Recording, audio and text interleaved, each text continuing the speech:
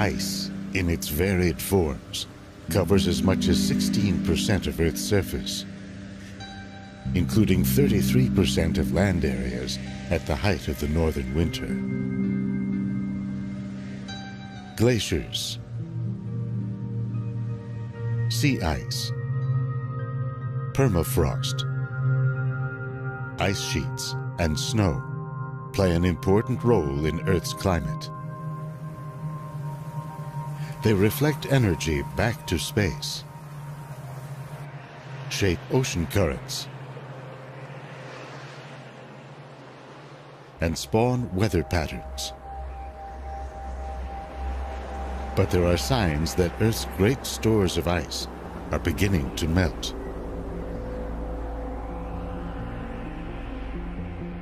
To find out where Earth might be headed, scientists are drilling down into the ice and scouring ancient seabeds for evidence of past climate change. What are they learning about the fate of our planet, 1,000 years into the future, and even beyond?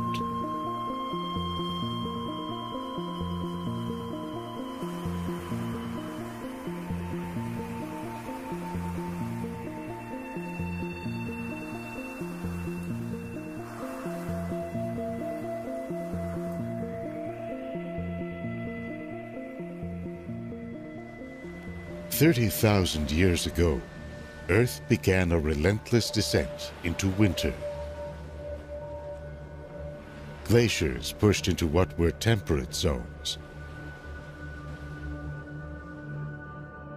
Ice spread beyond polar seas.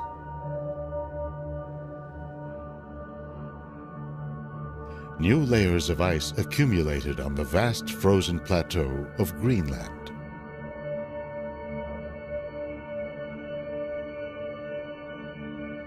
At 3 kilometers thick, Greenland's ice sheet is a monumental formation built over successive ice ages and millions of years. It has pushed much of the island down below sea level. And yet today, scientists have begun to wonder how resilient this ice sheet really is.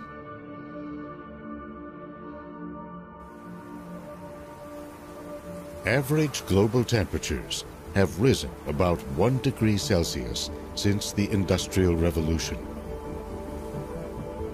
They could go up another degree by the end of this century.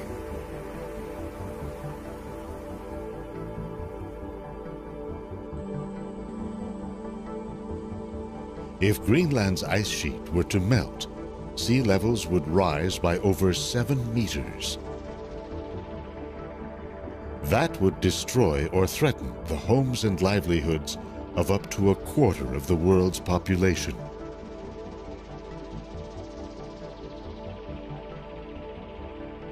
These elevation maps show some of the areas at risk. Black and red are less than 10 meters above current sea level. The southeastern United States, including Florida and Louisiana, Bangladesh, the Persian Gulf, parts of Southeast Asia and China. That's just the beginning. With so much at stake, scientists are monitoring Earth's frozen zones with satellites, radar flights, and expeditions to drill deep into ice sheets.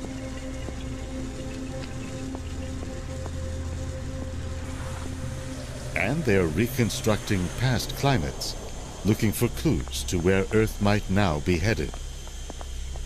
Not just centuries, but thousands of years in the future.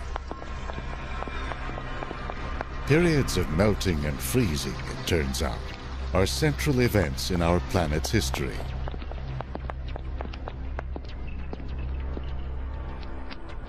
That's been borne out by evidence ranging from geological traces of past sea levels, the distribution of fossils, chemical traces that correspond to ocean temperatures, and more.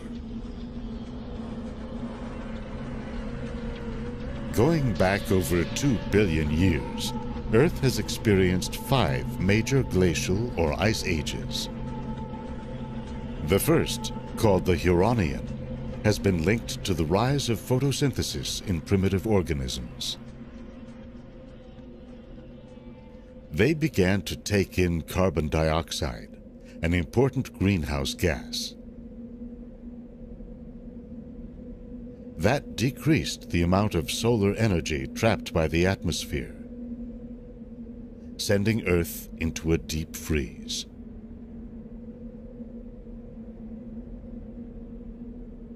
The second major ice age began 580 million years ago.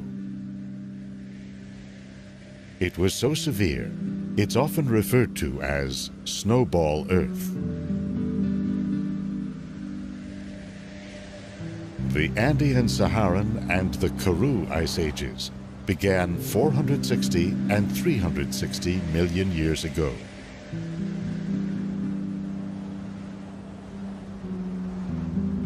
Finally, there's the Quaternary, from 2.6 million years ago to the present. Periods of cooling and warming have been spurred by a range of interlocking factors. Volcanic events, the evolution of plants and animals, patterns of ocean circulation, the movement of continents. The world as we know it was beginning to take shape in the period from 90 to 50 million years ago. The continents were moving toward their present positions. The Americas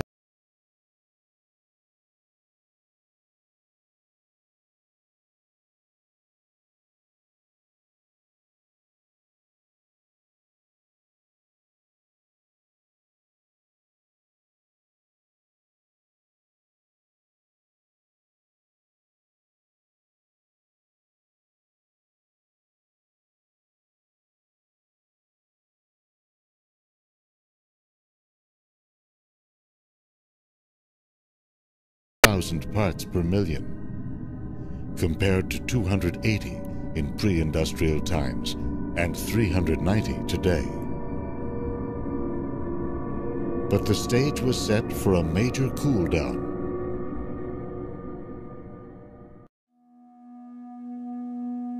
The configuration of land masses had cut the Arctic off from the wider oceans. That allowed a layer of fresh water to settle over it. And a sea plant called azolla to spread widely.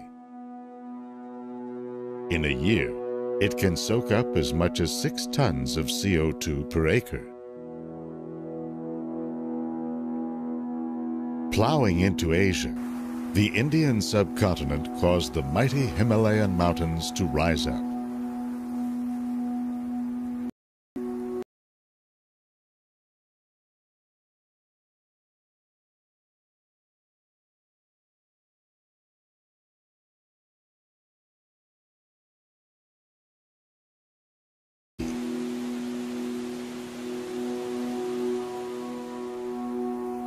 Temperatures steadily dropped.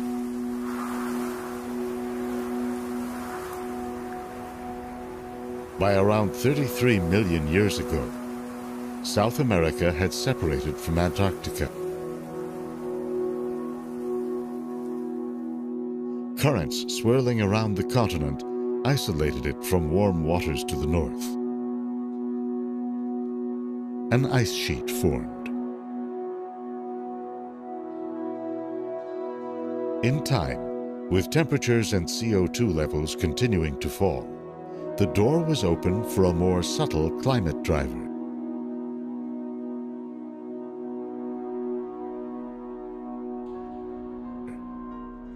It was first described by the 19th century Serbian scientist Milutin Milankovic.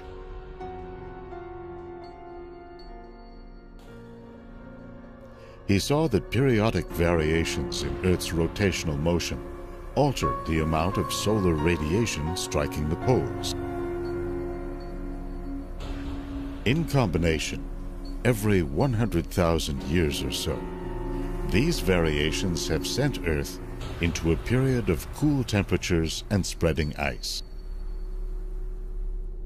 Each glacial period was followed by an interglacial period in which temperatures rose and the ice retreated.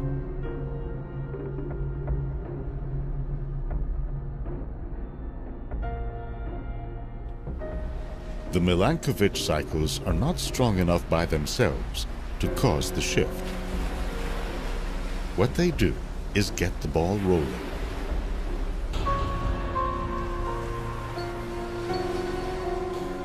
A decrease in solar energy hitting the Arctic allows sea ice to form in winter and remain over summer. Then to expand its reach the following year. The ice reflects more solar energy back to space. A colder ocean stores more CO2, which further dampens the greenhouse effect.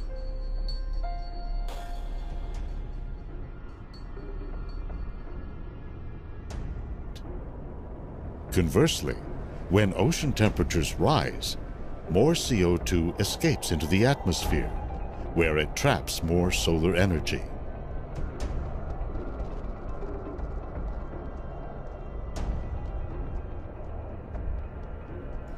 With so many factors at play, each swing of the climate pendulum has produced its own unique conditions. Take, for example, the last interglacial, known as the Eemian, from 130 to 115,000 years ago. This happened at a time when CO2 was at pre-industrial levels, and global temperatures had risen only modestly. But with higher solar energy striking the north, temperatures rose dramatically in the Arctic. The effect was amplified by the lower reflectivity of ice-free seas and spreading northern forests. There is still uncertainty about how much these changes affected sea levels. Estimates range from 5 to 9 meters, levels that would be catastrophic today.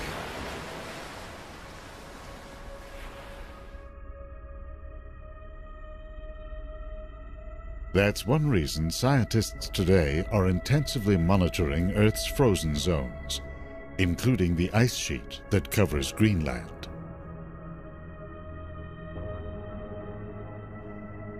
Satellite radar shows the flow of ice from the interior of the island and into glaciers.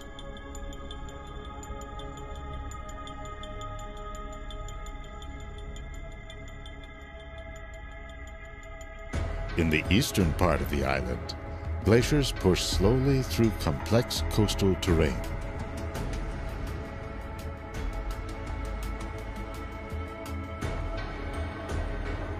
In areas of higher snowfall in the northwest and west, the ice speeds up by a factor of 10.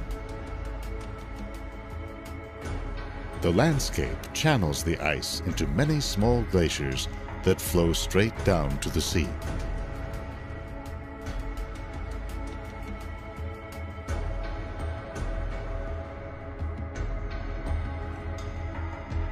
In the distant past, the center of the island may have been drained by a giant canyon recently discovered. Scientists found that it's 550 kilometers long and up to 800 meters deep. It leads from Greenland's interior to one of today's most volatile glaciers. This is the Petermann Glacier in northwest Greenland. Amid unusually warm summer temperatures in 2012, satellites tracked a giant iceberg as it broke off and moved down the glacier's outlet channel. At about 31 square kilometers, this island of ice stayed together as it floated along. After 2 months, it finally began to fragment.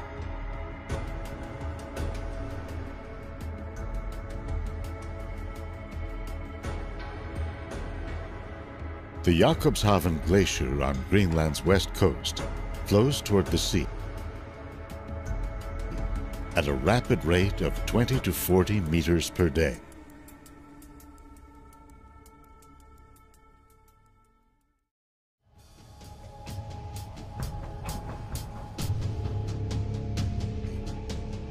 At the ice front, where the glacier meets the sea, Jakobshavn has been retreating as it dumps more and more ice into the ocean.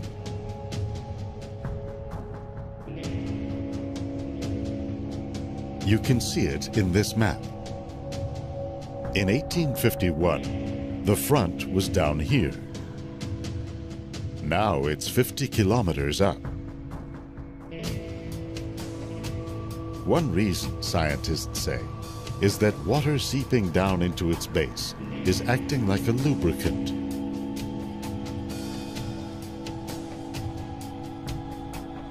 Another is that as the glacier thins, it's more likely to break off or calve when it interacts with warmer ocean waters.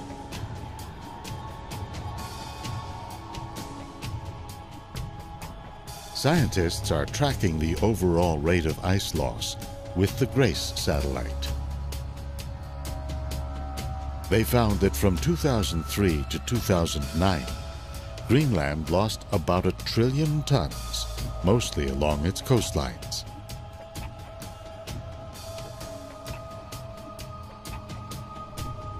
This number mirrors ice loss in the Arctic as a whole. By 2012, summer sea ice coverage had fallen to a little more than half of what it was in the year 1980.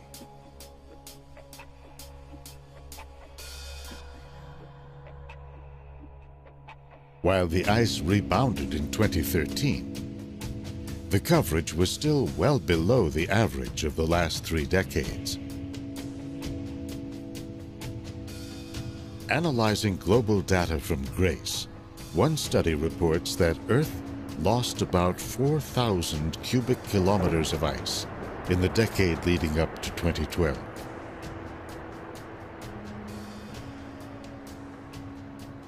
Sea levels around the world are now expected to rise about 1 meter by the end of the century. What will happen beyond that? To gauge the resilience of Greenland's great ice sheet, scientists mounted one of the most intensive glacial drilling projects to date, the North Greenland Eemian Ice Drilling Project, or NEAM. The ice samples they obtained from the height of the Eemian warming told a surprising story. If you were a visitor to northern Greenland in those times, you would have stood on ice over 2 kilometers thick. Temperatures were warmer than today by about 8 degrees Celsius, and yet the ice had receded by only about 25%, a relatively modest amount.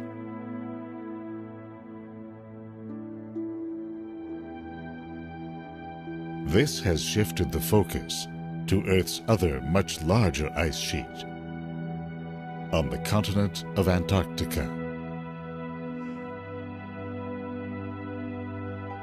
Antarctica contains 90% of all the ice and 70% of all the fresh water on the Earth.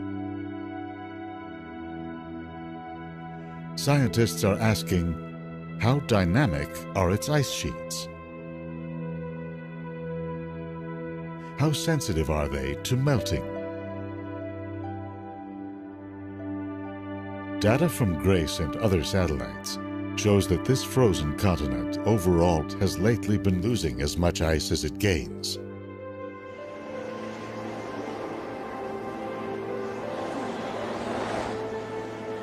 The vast plateau of Antarctic ice is one of the driest deserts on Earth.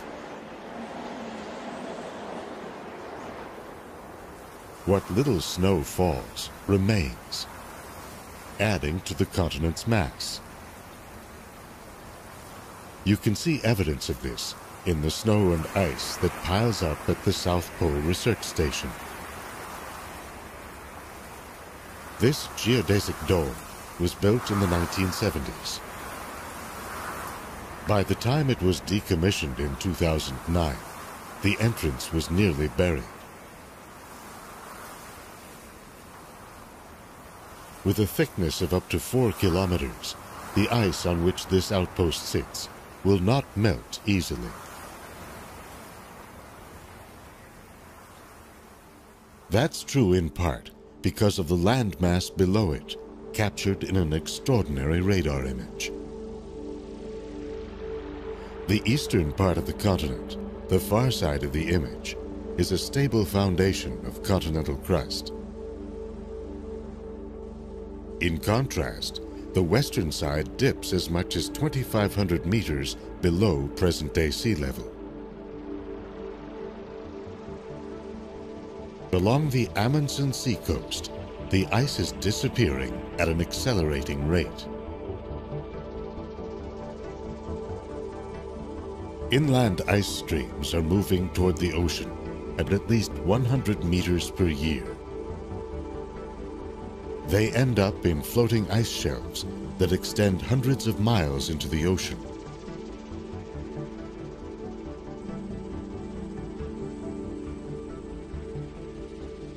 This is the Pine Island Glacier, a major area of focus for researchers investigating the impact of a warming climate. This region is the greatest source of uncertainty about global sea level projections.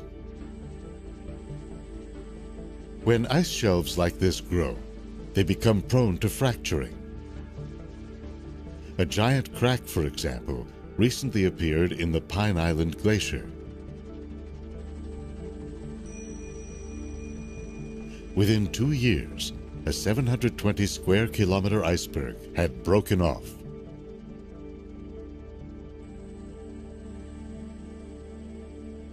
But the scientists are more concerned about what's happening below the surface.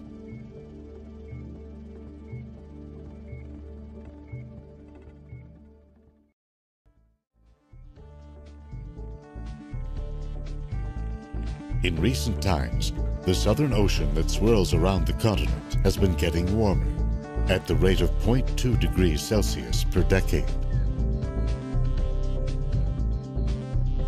That has affected ice shelves like Pine Island by melting them from below. In a comprehensive survey of the continent, scientists concluded that this process was responsible for 55% of the mass lost from ice shelves between 2003 and 2008.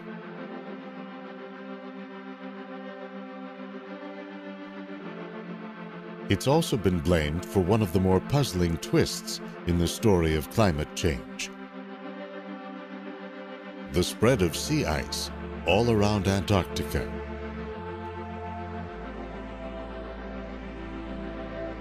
One possibility is that ramped-up winds circling the pole are pushing the ice into thicker, more resilient formations.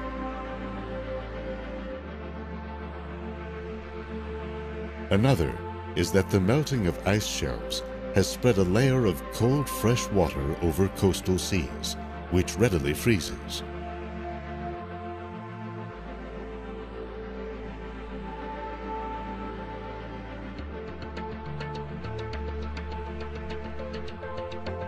A team of researchers has come to the Pine Island Glacier to try to monitor the melting in real time.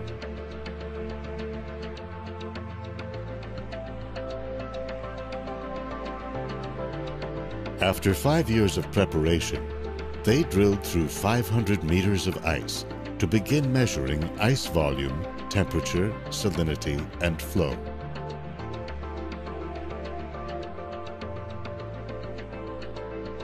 In some places, they found melt rates of about 6 centimeters per day, or about 22 meters in a year. Because ice shelves hold back inland glaciers, the melting could trigger larger changes. That's likely what happened to the Larsen ice shelf on the Antarctic Peninsula in the year 2002. It's thought to have been stable since the last interglacial. Warmer ocean waters had been eating away at Larsen's underside.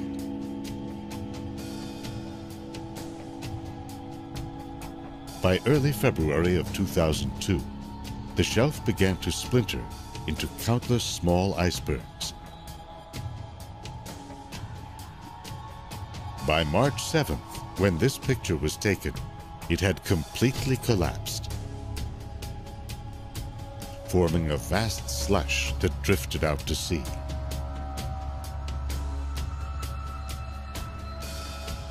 Without the shelf's buttressing effect, a series of nearby glaciers picked up speed, dumping an additional 27 cubic kilometers of ice into the ocean per year.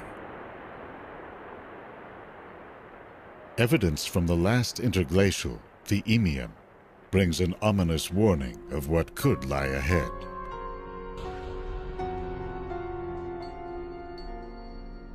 It's based on the height of ancient coral reefs, which grow to a depth relative to the sea level above them.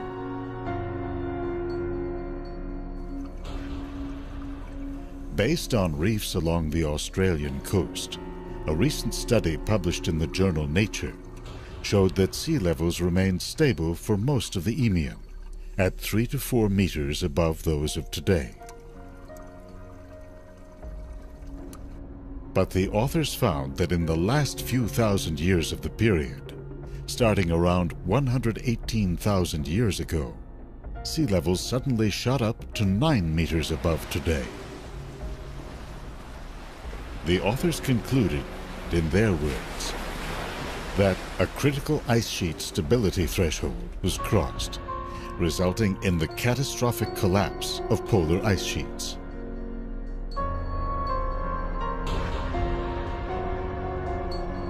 Looking ahead, uncertainties about the future of our climate abound. According to one study, the long cool down to the next glacial period is due to start in the next 1,500 years or so, based on the timing of Milankovitch cycles. But for that to actually happen, the study says, enough new ice would have to form to jumpstart the new glacial period. And CO2 would have to retreat to below pre-industrial levels. Instead, it appears that a warming climate is becoming a fact of life. The danger is that if the melting gains a momentum of its own, even reducing CO2 emissions may not be enough to stop it.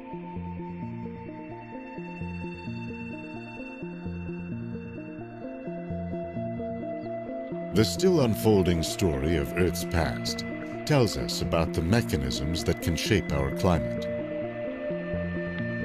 But it's the unique conditions of our time that will determine sea levels, ice coverage, and temperatures.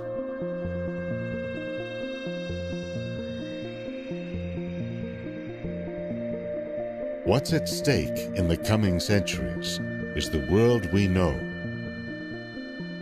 the one that has nurtured and sustained us. The Earth itself will go on, ever changing on short and long time scales. a dynamic, living planet.